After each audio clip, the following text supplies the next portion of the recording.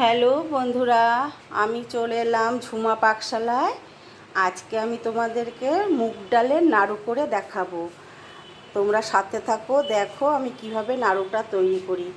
দেখো, এখানে আমি এই 150 গ্রাম মুগ ডাল রাত্রিবেলা ভিজিয়ে রেখেছিলাম। রাতে ভিজিয়ে রাখতে হবে। এবার আমি এই যে মিক্সার গ্রাইন্ডারে দিয়ে দিচ্ছি ডালগুলোকে। এবার ভালো করে পেস্ট করে নিয়ে আসবো। দেখো, আমি এই প্যানটাতে জল দিয়ে রেখেছিলাম, ফুটে গেছে। এখানে আমি এই যে 100 গ্রাম চিনি নিয়েছি, এই চিনিটা আমি দিয়ে দিচ্ছি। চিনির রস করে নেব। আর এই যে ডাল আমার পেস্ট করা হয়ে গেছে, ডাল পেস্ট করে এই পাত্রটাতে ঢেলে রেখেছি।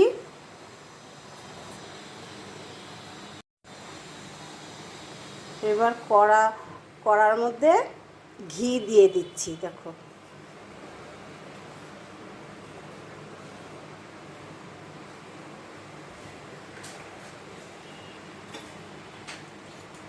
ঘিটা গরম হয়ে গেছে।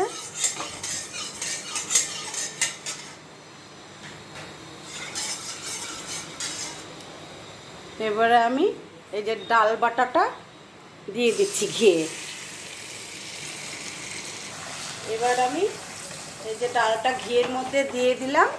এবার খুব ভালো করে গ্যাসের আঁচ কমিয়ে নিয়ে ভালো করে একদম কষাতে হবে। ডালটাকে শুকনো করে নিতে হবে, যে জলটা আছে সেটাকে শুকনো করে নেব।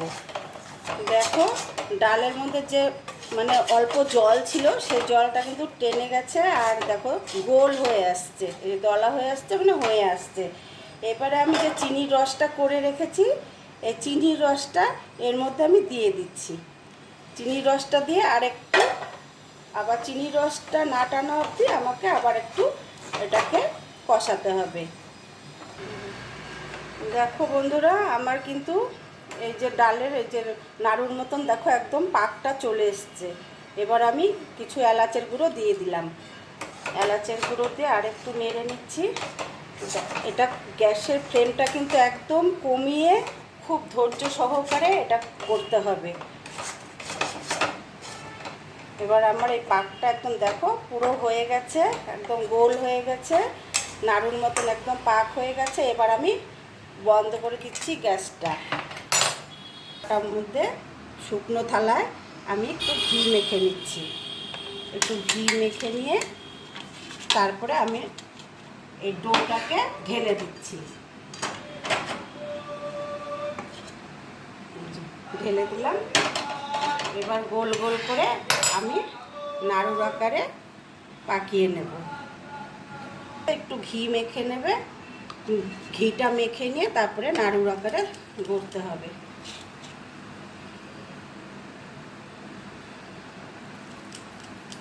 খুব টেস্টি হয় খেতে, এই মুগ ডালের নাড়ুটা খুব টেস্ট লাগে।